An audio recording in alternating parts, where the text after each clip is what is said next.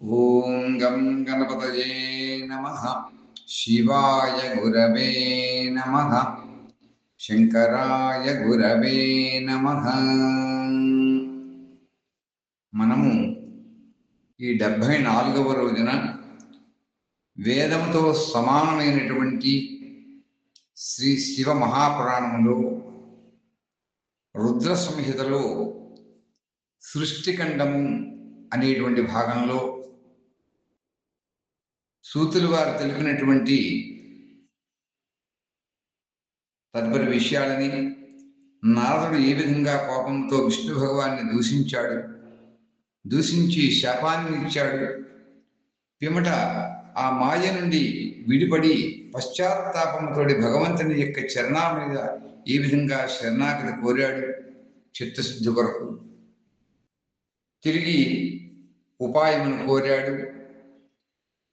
విష్ణు భగవానుడు శివమహాత్మ్యమును కూడా తెలుసుకున్నట్టుకు బ్రహ్మదేవుని దగ్గరికి వెళ్ళమని ఆదేశించి నచ్చ చెప్పడం, శివుణ్ణి భరించేటువంటి ఉపదేశాన్ని నారద మహామునికి ఇవ్వడం, అటువంటి ముఖ్యమైనటువంటి అంశాలని సూతులు వారు ఈ యొక్క రుద్ర సంహిత సృష్టిఖండం అనేటువంటి భాగంలో తెలిపినటువంటి విధంగా ఈ 74వ రోజు మనం తెలుసుకుంటున్నాం.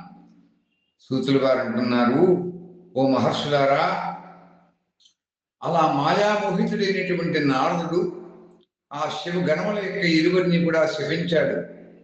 అలా భగవంతుడైనటువంటి శివుని ఇచ్ఛకు, ఆ శివ సంకల్పములకు మాయావశుడై మోహనిద్రుణ్ణి మేల్కొని లేకుండా ఉన్నాడు.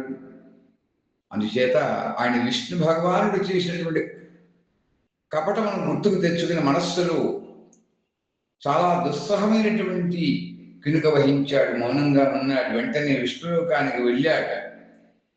సమిధలతో ప్రజ్వరిల్లేటువంటి అగ్నిదేవుని బలి మనం హోమం చేసినప్పుడు ఏ విధంగా అయితే అగ్ని ప్రజ్వలం జరుగుతుందో అలా క్రోధమైనటువంటి అగ్నితో, క్రోధాగ్నితో రగులుతూ వెళ్ళాడు. అందుచేత క్రోధాద్భవతి సమ్మోహాత్ స్మృతి విభ్రంశ స్మృతి బుద్ధినాశాత్ పునశ్చర్య అని భగవద్గీతలో చెప్పినటువంటి విధంగా ఎవరైతే క్రోధంతో ఉంటారో వాడికి బుద్ధి శూన్యం అవుతుంది అని భగవద్గీతలో గీతాచార్యుడు చెప్పినటువంటి విధంగా నారద మహామహర్షి యొక్క జ్ఞానమంతా కూడా జ్ఞానశూన్యుడయ్యాడు. దుష్టపూరితమైనటువంటి వ్యంగ్యముతో కూడినటువంటి మాటలను విష్ణు దూషణ చేశాడు. ఆ విష్ణువుని గురించి ఏ విధంగా దూషణ చేశాడో, ఇప్పుడు నారదుడు ఏ విధంగా విష్ణు భగవాన్ని దూషించాడో ఇప్పుడు చెబుతున్నారు సూతులు వారు. ఓ శ్రీహరి, నీవు కపట నాటక సూత్రధారివి, నీవు కపటివి, సకల విశ్వమును కూడా మోహింపు చేసేటువంటి వాడు. ఇతరుల యొక్క ఉత్సాహం, గొప్పతనమును కూడా నీవు ఏమాత్రం కూడా సహించలేవు. నీవు ఈర్ష్యతో కూడుకున్నటువంటి వాడివి, మాయావివి.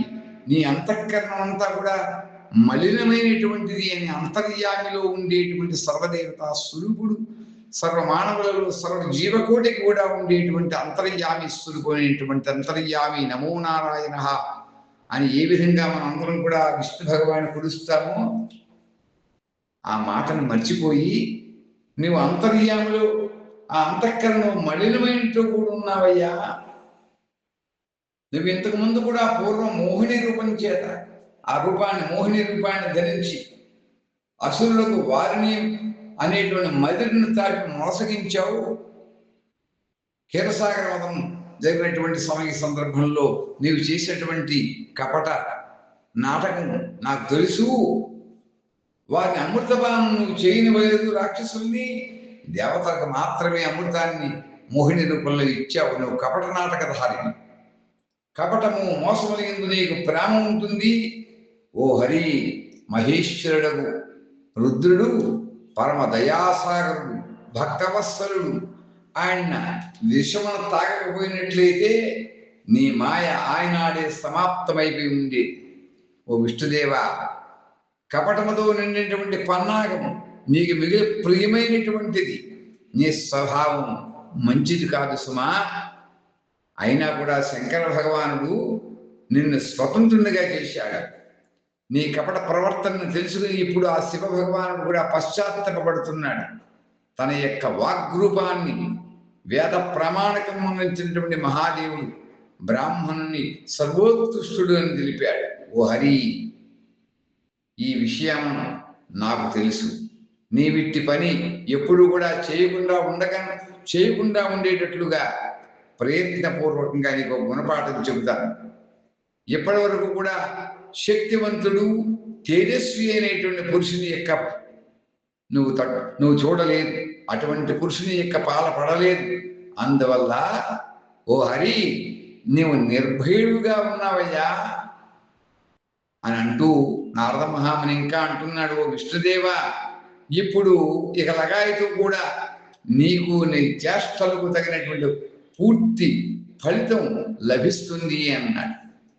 అలా విష్ణు భగవాన్ యొక్క మాయ చేత మోహితుడైనటువంటి నారద మహాముని ఇట్లు పలికి తన యొక్క బ్రహ్మ తేజాన్ని ప్రదర్శిస్తూ క్రోధంతో ఖిన్నుడయ్యాడు.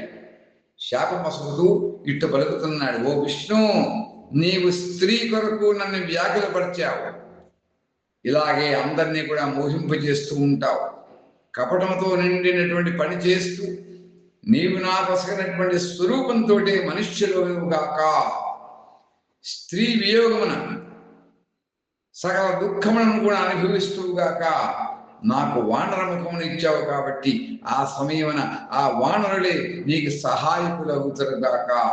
నీవు ఇతరులకు స్త్రీ విరహము యొక్క దుఃఖాన్ని ఇచ్చావు కాబట్టి కనుక స్వయంగా నీవు కూడా స్త్రీ వియోగ దుఃఖాన్ని నీకు ప్రాప్తించుగాక.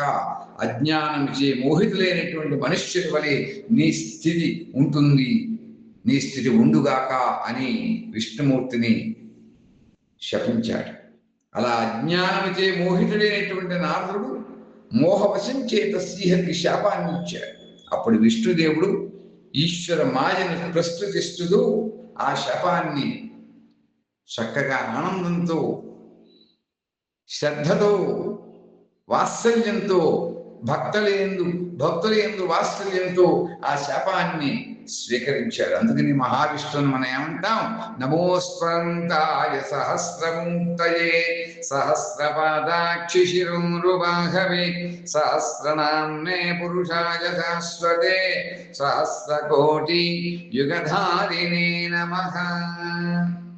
ఆయన ఆనంద స్వరూపుడు కనుక శాపం ఇచ్చినా కూడా దాన్ని ఆనందంగా స్వీకరించాడు.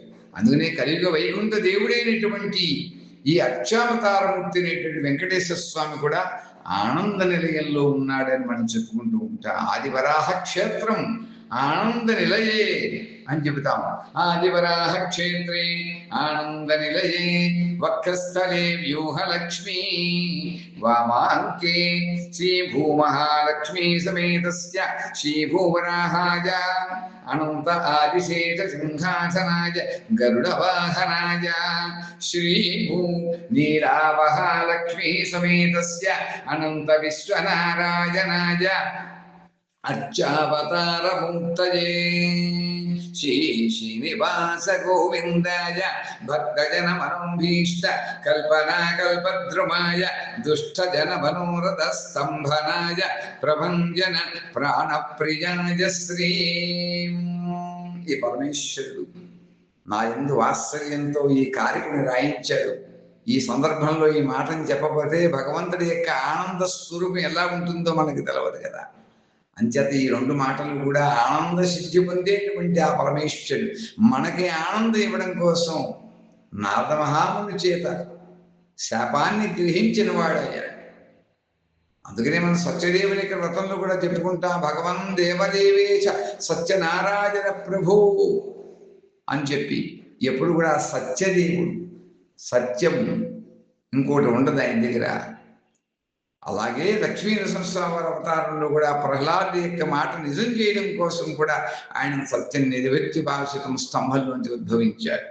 అదే చెబుతున్నారు ఈ పురాణంలో. ఎన్ని పురాణంలో చెప్పినా భగవంతుడి యొక్క స్వయం ప్రతిపత్తిని, ఉనికిని మనం సదా ఎప్పుడు కూడా తెలుసుకుంటూ ఉండాలి. అటువంటి మహాపురుషుడైనటువంటి నారద మహాముని విష్ణు మాయ చేత మోహితుడై ఆ శివ సంకల్పానికి వసుడై ఎటువంటి శాపాన్ని ఇచ్చాడో చూడండి. రాబోయేటువంటి ఆ రామావతారానికి ఉపయోగపడేటువంటి వరాన్ని ఆయనకి ఇచ్చాడని తెలియట్లేదు. శ్రీ విష్ణువుని క్రోధాగ్నితో ఆయన శపించాలని మాత్రమే అనుకుంటున్నాడు. అలా శపించాడు. అలా నారదు ఇచ్చినటువంటి శాపాన్ని శ్రీ మహావిష్ణువు కూడా స్వీకరించాడు. ఆ పిమ్మట మహాలీల చేస్తూ పరమేశ్వరుడు జ్ఞాని అయినటువంటి నారదుని యొక్క మోహానికి కారణమైనటువంటి తన విశ్వమోహిని అనేటువంటి మాయను ఉపసంహారం చేశాడు. చూడండి, శివుడి దగ్గర ఉండేటువంటి మాయ ఏమిటి అంటే మహన్యాసంలో చెప్తాం, తన్మే మనశివ సంకల్పమస్తు అని చెబుతారు మహన్యాసంలో. ఆత్మన్నాత్మన్ నిత్యామంత్రయత అని చెబుతూనే నమకంచమకంచైవ పురుషసూక్తంచ యద్విదుః తన్మే మనశివ సంకల్పమస్తు. శివుడి యొక్క ఆజ్ఞ లేకపోతే చీమైనా కూడా పుట్టదు. ఈ ప్రపంచమంతా కూడా విశ్వేశ్వరి యొక్క విశ్వమోహిని అనేటువంటి ఒక మాయ చేత నడుస్తుంది. అంచేత నారదుని యొక్క శాపం పెట్టడం అయిపోయిన వెంటనే ఎప్పుడైతే విష్ణుమోహ భగవానుడు ఆ శాపాన్ని ఆనందంగా స్వీకరించాడో ఆ క్షణమే విశ్వేశ్వరుడు తన యొక్క విశ్వమోహిని అనేటువంటి ఆ మహామోహిని ఆ మాయ విశ్వమోహని అనేటువంటి మాయనంతా కూడా ఉపసంహారం చేశాడని తెలియజేస్తూ ఈ రోజు మనం స్వస్తి చెప్పుకుంటున్నాం. స్వస్తి ప్రజాభ్య పరిపాలయంతాం న్యాయేన మార్గేణ మహిం మహీషాః గోబ్రాహ్మణేభ్యః శుభమస్తు నిత్యం. లోకాః సమస్తా సుఖినో భవంతు. ఓం శాంతి ఓం శాంతి ఓం శాంతి.